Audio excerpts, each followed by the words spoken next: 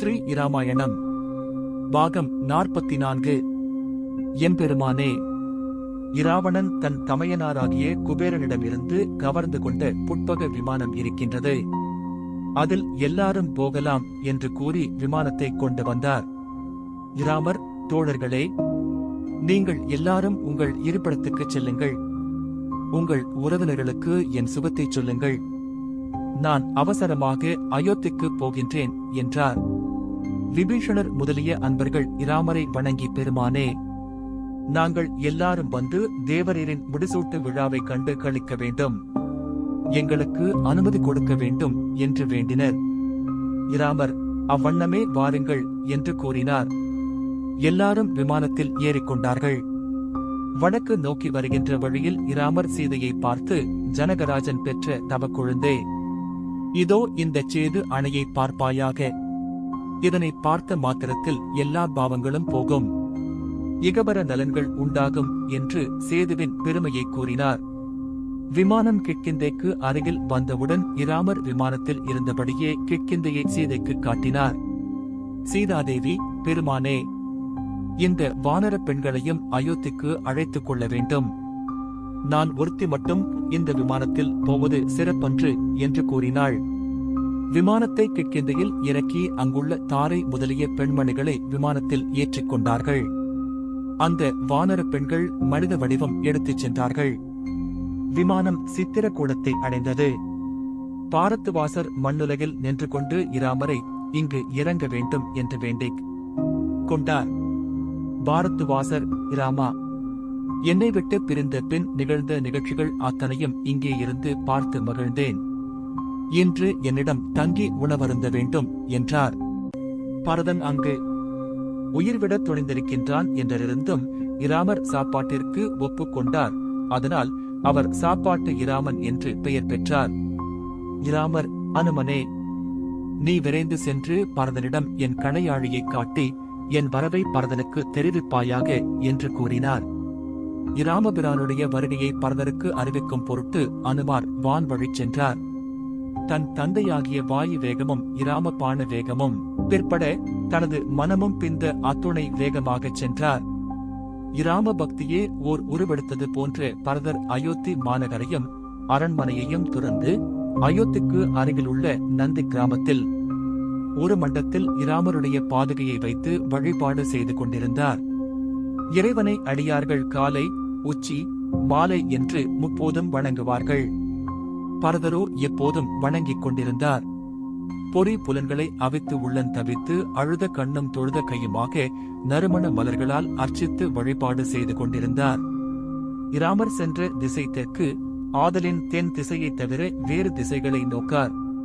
14 ஆண்டுகள் இன்று பூர்த்தியாகின்றது. அரிச்சந்திரன் மரபில் வந்த என் அண்ணன் சொன்ன சொல் தவறமாட்டார். 14வது ஆண்டு முடிவிலே வருவேன் என்றாரே, அந்த வாக்கின்படி அவர் வந்தாரில்லை. அவருக்கு என்ன இடரோ, பகைவரால் துன்பம் விளைந்ததோ, அரசாட்சியை பரதனே ஆளட்டும் என்று கருதி வராது இருக்கின்றாரோ? இனி நான் வாழ மாட்டேன், மாண்டு ஒழிவேன் என்றெண்ணி பரதர் உயிர்விடத் துணிந்தார். பக்தியே உருவாக வந்தது போன்ற பரதர் பெருந்துயரமடைந்து சத்ருக்னரை அழைத்து வரச் சொன்னார். சத்ருக்னர் விரைந்து வந்து பரதருடைய பாத தாமரை மீது வீழ்ந்து வணங்கினார். பரதர், என் அன்புடை தம்பி, குறிப்பிட்டபடி அண்ணா வரவில்லை. இனி ஒரு கணமும் உயிருடன் வாழ விரும்பவில்லை. எனக்கு நெருப்பு வளர்த்திக் கொடு. அந்த அரசாட்சியை நீ ஏற்றுக்கொண்டு வாழ்வாயாக என்றார். அதனை கேட்ட சத்ருக்னர் நடுநடுங்கினார். தீயில் வீழ்ந்த புழுவைப் போல் துடிதுடித்தார். பரதரை தொழுது பகர்கின்றார். அண்ணா, நிலைமைகள் வருந்த அவளை கைவிட்டு கானகம் புகுந்த எம்பிரானை காத்து நிழல் போல் தொடர்ந்து தொண்டு செய்ய போன இலட்சுமணரும் ஒரு தம்பி கானகம் சென்றவர் திரும்பி வரும் தவணை நாள் முடிந்தது என்று மடிந்து போக துணிந்து நின்ற தேவரீரும் ஒரு தம்பி. மற்றொரு தம்பியாகிய அடியேன் இந்த ஆட்சியை புரிவதா? இந்த அரசாட்சி இனிக்குமா? தாங்கள் தீயில் வீழ்ந்தால் அடியேனும் வீழ்ந்து மாண்டு போவேன். ஒரு கணமும் உயிர் தரியேன் என்று கூறி தொழுது அழுது நின்றார். பரதன் தீயில் வீழ்ந்து மாண்டு போக துணிகின்றார் என்ற செய்தியை கேட்ட அயோத்தியில் வாழும் மக்கள் ஆறா துயரமடைந்து நந்தி கிராமம் வந்து புத்தி நொந்து சிந்தாகுலம் அடைந்தார்கள். கௌசலா தேவி இதனை கேட்டு உள்ளம் துடிக்க கண்ணீர் வெடித்து வயிற்றில் அடித்துக் கொண்டு பரதரிடம் வந்து, என் அன்பு மகனே, நீ என்ன காரியம் செய்கின்றாய்? எண்ணில்லாத கோடி இராமர்கள் கூடினாலும் உன் அன்புக்கும் பண்புக்கும் நிகராக மாட்டார்கள். அண்ணன் இன்று வரவில்லை என்றால் நாளை வருவான். வந்த இராமன் நீ மாண்டதை அறிந்துதானும் மாண்டு போவான். அதனை அறிந்து அயோத்தியில் உள்ள அத்தனை மக்களும் மாண்டு போவார்கள். விண்ணுலகமும் மண்ணுலகமும் மாண்டு ஒழியும். மகனே, உன்னை போன்ற உத்தம தம்பி உலகில் தோன்றியதுமில்லை, இனி தோன்றப் போவதுமில்லை. உன்னுடைய அன்பு மகாமேரு மலையினும் பெரியது. நீ தீயில் விழாதே என்று கூறி அழுது தடுத்தாள். பரதர், அம்மா, தாயின் சொல்லை கேட்பதும் தந்தையின் சொல்லை கேட்பதும் இராமருக்கு உரியவை. இராமர் வராமையினால் நான் உயிர் விடுவேன்.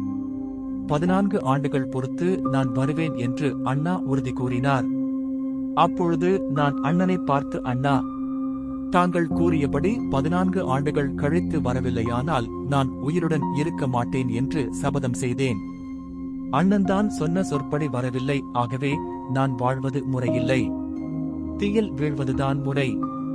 என் தாய்க்கு கொடுத்த வரத்தை நிறைவேற்று உயிரை விடுத்த தசரதருடைய மகன்தானே நான். சத்தியத்துக்காக அவர் உயிரை விட்டது போல் நானும் உயிரை விடுவேன். இது உறுதி என்றார். அக்னிக்கு அருகில் சென்ற பரதர் அக்னி பூஜை செய்து கொண்டிருந்தார். அப்பொழுது ஆஞ்சநேயர் இராமருடைய வரவை கங்கை கரையில் குகனிடம் கூறிவிட்டு விண்வெளியே வந்து சபதத்தையே விரதமாக கொண்ட பரதரே, இராமச்சந்திர மூர்த்தி வந்துவிட்டார். இன்னும் 40 நாழிகையில் இங்கு வருவார். பாரத்வாச முனிவரின் ஆசிரமத்தில் தங்கியிருக்கின்றார் என்று கூறினார். இவ்வாறு அனுமார் கூறி இராமபிரானுடைய கணையாழியை கொடுத்தார். பரதர் மோதிரத்தை வாங்கி கண்களில் ஒற்றிக்கொண்டார். சிரசின் மீது வைத்துக் கொண்டார். எல்லையில்லாத மகிழ்ச்சியை அடைந்தார். ஆடினார், பாடினார், அங்கும் இங்கும் ஓடினார். அனுமார் திறத்தை நாடினார். கூறியவனுக்கு பொன் புதையல் கிடைத்தது போல் பெரும் மகிழ்ச்சியடைந்தார். அங்கு நிறைந்திருந்த வேத வித்துக்களான அந்தணர்களை அஞ்சலி செய்தார். தனக்கு சமானமான அரசர்களை தொழுதார். வட்டி பெருக்கும் பணியாளர்களாகிய தாதியர்களை தொழுதார். தன்னையேதான் தொழுது கொண்டார். மகிழ்ச்சி ஒரு கள் போன்றது. கள்ளுண்டார்க்கு இன்னது செய்வது என்று தெரியாது. அனுமாரை பார்த்து, வானவெளியாக வந்து என் ஊனம் தீர்த்த ஞானமூர்த்தியே, நீ யார்? உன் பேர் யாது என்று கேட்டார். அனுமார் பரதருக்கு தன் விசுவரூபத்தை காட்டினார்.